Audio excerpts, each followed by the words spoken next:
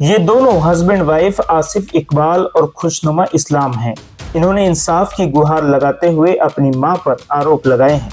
आसिफ इकबाल का आरोप है कि उनके मरहूम वालिद मोहम्मद इकबाल का एक दुकान तोपसिया के जिंद मस्जिद के पास स्थित है, जो तोपसिया फार्मेसी के नाम से मशहूर है।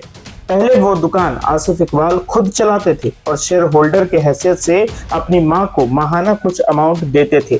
बाद में उनकी मां ने उस दुकान को अपने अंडर में ले लिया और वादा किया कि माहाना रकम वो अपने बेटे को देंगी, लेकिन अब वो अमाउंट लेने के दौरान लड़ाई झगड़े होते हैं।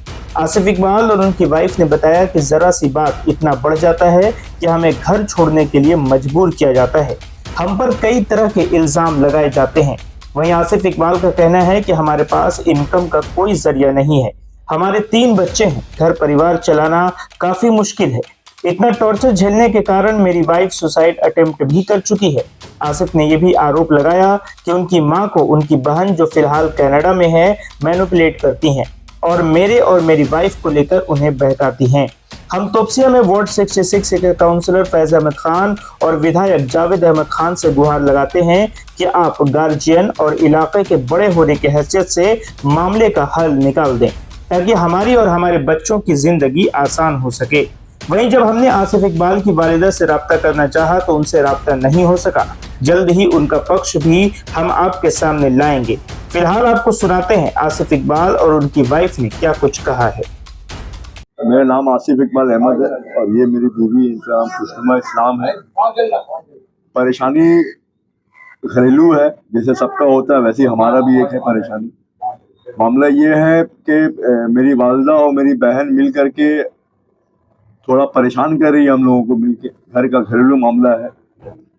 ये है कि बोलती हैं हमेशा कि मेरे शौहर का है, घर खाली करो।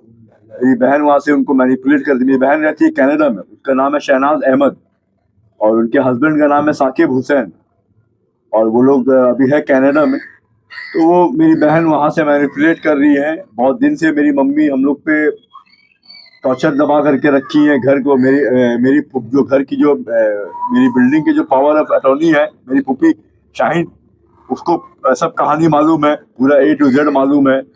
दुकान पहले हम चलाते थे, जी तोपसिया फार्मेसी। क्या चीज़ का दुकान? दवाई का दुकान तोपसिया में है, जिन मस्जिद के सामने ही बड़ा सा दवाई दुकान।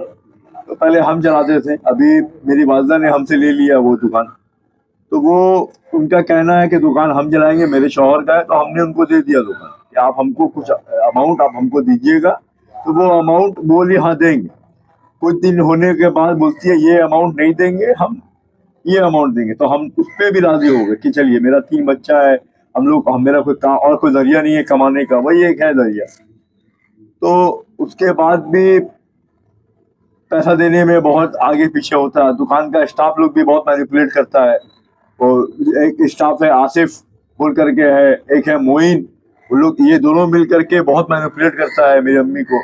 अब मेरी अम्मी पढ़ी लिखी नहीं है, तो बहुत कुछ बोला जाता है उनको। वही ले करके उस दिन 3-4 दिन पहले बोलती हैं कि मेरे शौहर का घर है, घर खाली करो।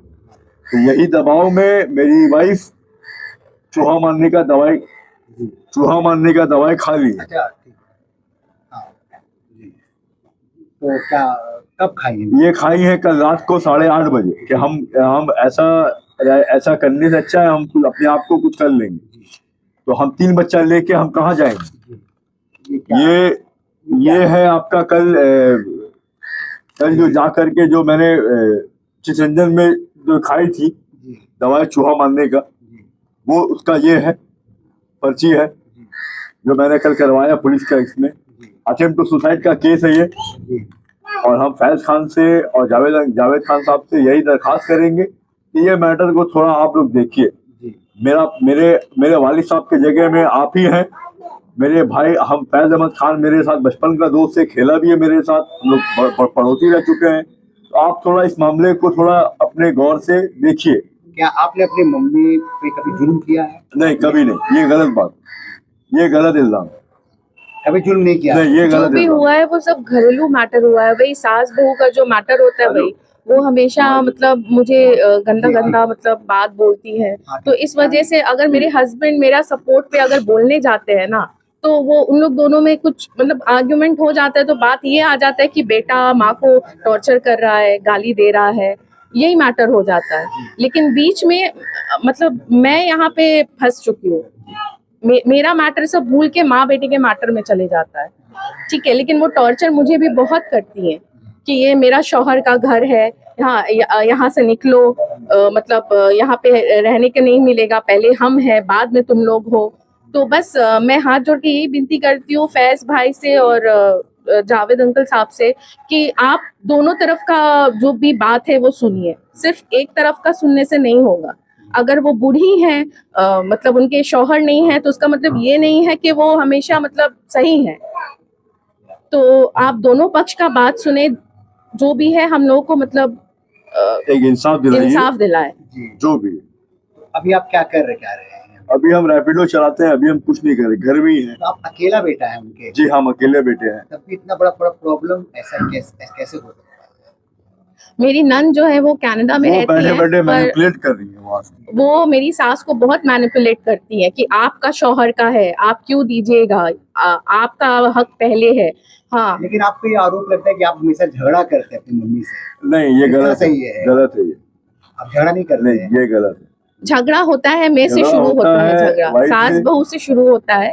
अगर वो मेरे फेवर में बोलते हैं तो वो उसी बात को लेकर आर्गुमेंट स्टार्ट हो जाता है और बस ये ब्लेम आ जाता है कि आप चाहते क्या है? अभी हम चाहते हैं कि हम दुकान जाएं, दुकान का 2 पार्टनर है, एक मेरी वाइफ है, जो वाइफ के नाम मतलब हम ही हैं। पहले हम दुकान किसके नाम पे है? दुकान है मेरे वालिद साहब के नाम पे और मेरी अम्मी के नाम पे जी। तो और ये जहाँ हम रह रहे हैं ये है मेरे वालिद साहब के नाम पे, और हम यही चाहते हैं कि दुकान एड्रेस क्या है? ये है आपका एड्रेस है 21/1B मैक्लियोड स्ट्रीट। अच्छा, यहाँ रहते हैं? जी हाँ। और आपका जावेद खान साहब का पुराना घर के सामने वाला बिल्डिंग हमारा बिल्डिंग। जी। क्या है, कुछ भी छोटा सा आर्ग्यूमेंट होता है वो पुलिस में चली जाती है, ये मामला सेटलमेंट केस कर देती है। और हमेशा मेरे ऊपर में मेरी वालिदा ने केस किया था, जो मेरी बहन कनाडा से बैठे बैठे उनको मैनिपुलेट करती है, उनको समझाती है। केस आप पे किया गया? वो केस किया गया था कि हम उन पे मारते हैं, हम उनका दखल जो प्रॉपर्टी है हम उनको गलत पेपर बना करके हम दखल करना चाह रहे हैं, दुकान में घुस करके लूटता है, चोरी चमारी करता है।